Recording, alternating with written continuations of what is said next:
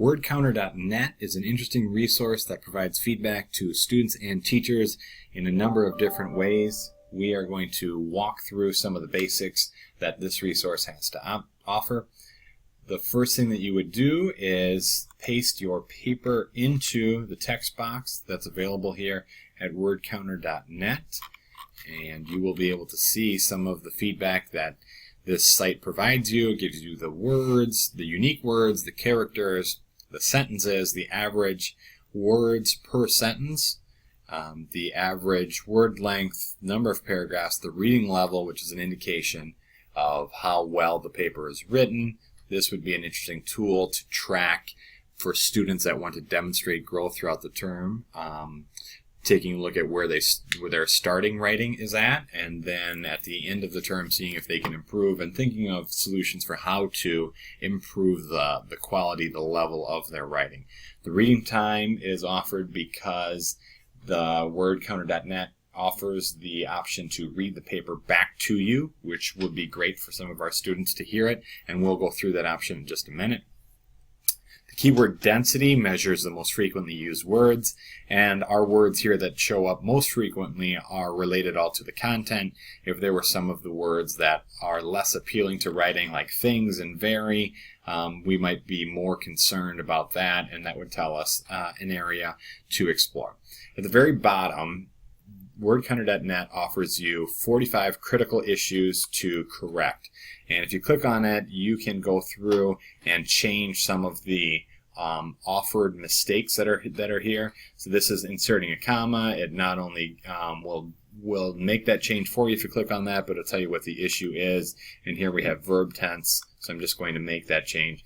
This is not perfect, I would say. If we go to this sentence right here, this causes the ranchers and farmers to move away from there. That is the wrong form of there. Already ripped up piece of X rainforest. I'm not sure why it's saying X rainforest. And already ripped up. There needs to be some hyphenation there in ripped up. It wants you to put an article in front of piece, and I would not put that in there. So I'm just going to ignore that, and you have that option just to click on the X.